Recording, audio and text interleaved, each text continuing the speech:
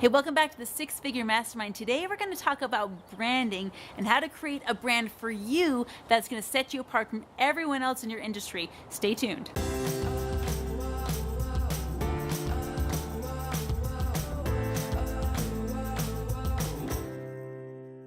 All right, if you're building a six-figure business, you know that it's absolutely essential that you build a brand. You want to become a household name, right? So let's go through the steps of exactly how to do that. You know, in our courses, we have something called the Master Branding Document, and I'm going to be giving you little pieces of that document so that you can know exactly what to do.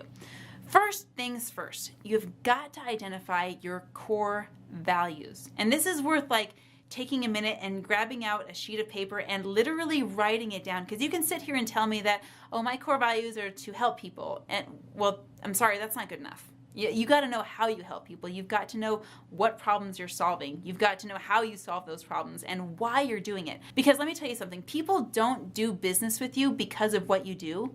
They do business with you because of why you do it. So build those core values. Take out a sheet of paper and write down at least a paragraph. What are my core values? Answer that question and write it all down. Write down why you do what you do and what's so important to you about it. Okay, so first things first, identify your core values. Number two, pay attention to your target market. Understand what's important to them. Why is your target market coming to you? Why are you the solution?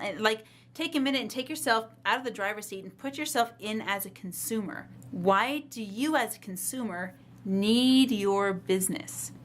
What's so important in my life as a consumer that I need to come to you and actually invest money with you so that you can solve my problem? Okay, so ask yourself, put myself in the consumer seat here and write down what is so important to me? What are the most important things in my life that I would go to your business to have those problems solved? Because if you're in business for yourself, you're a solutions provider. That's what you are.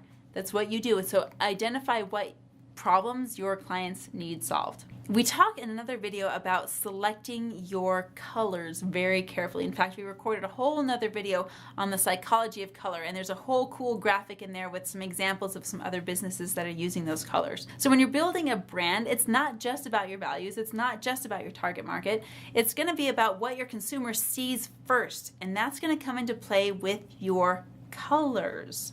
And I say colors, not just talking about your logo or your brand.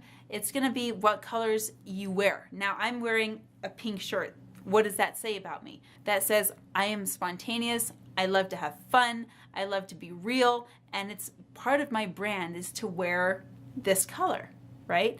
Now, I don't have this color in my logo, but I do have it in my persona, in my appearance. So when you're dressing, when you're purchasing clothes to wear, to show up in business meetings or to show up with your clients, be conscious of the colors that you're wearing for two reasons. One, do you look good in that color? You know, for example, I don't wear purples. I can't wear purples. It's not, for one thing, it's not part of my brand. For another thing, it just makes me look horrible. So I don't wear purples. That's the first thing. Does it look good on you? The second thing is it cohesive with your brand? Okay, I wouldn't really often wear bright yellows, even though I look great in them, but because it's not cohesive with my brand. So when I'm in a business meeting or when I'm teaching my clients or when I'm teaching my students in my coaching boot camp, I'm not going to wear a lot of yellows because it doesn't match my brand. Even though it looks great on me, I'm just not going to do it. Okay, so wear colors and have colors in your business that fit your brand. Along with color, let's talk about style. So in your office, if your office doesn't reflect the style of your brand, it can actually subconsciously erode trust with your clients. So you have my full permission to renovate your office, to pull out all the decorations, to dust everything off, and totally do it because it's worth it. If you have customers and clients that are going to be doing business with you and are going to see that space, please invest the time and money that's essential to renovate that. Even if they're not going to see that space and it's just for you in your own office, please spend some time, money, and hire an interior designer if you need to, because you're going to be spending time in that space, which is going to then affect your mental capacity. It's going to affect how you think about your business, and how you think about your business is then going to show up in how your customers think about your business. So even if nobody sees it, build your brand in your office space. When you're building your brand, you need to have a tagline. You know, a tagline meaning this is our brand and this is what we do. If your tagline is too vague or too indescriptive, I'm not sure if that's a word, but we're going to use it. We're just going to make stuff up here. If your tagline is too vague, then people won't know if they need you. So let's just take a really extreme example of this. Let's say that I'm running a 6-figure business. I help entrepreneurs build their businesses, and I use the tagline, I help business. Great. Nobody cares because I'm helping what? Like, that's not descriptive. I don't know if I need myself. I don't know if I need the business that I'm growing because I'm just too vague.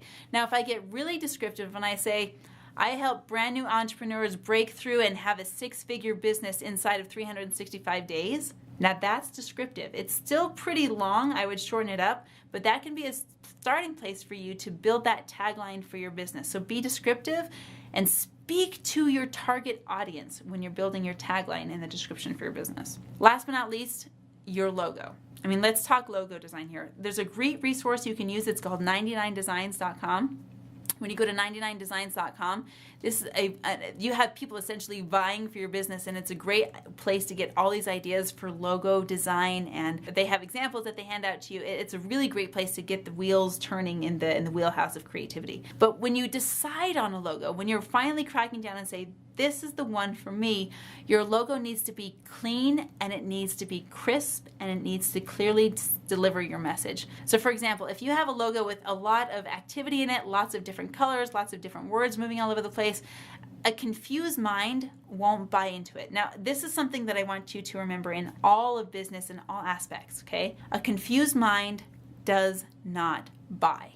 And whether that's buying your trust, whether that's actually purchasing a product, whether that's just deciding that they're going to do business with you, if they are confused in any way, they won't buy into whatever you have to deliver. So keep your logo clean, keep your logo crisp, keep your logo simple. Simplicity and this restraint are the hallmarks of good business. So keep it cleaned up and keep it clear.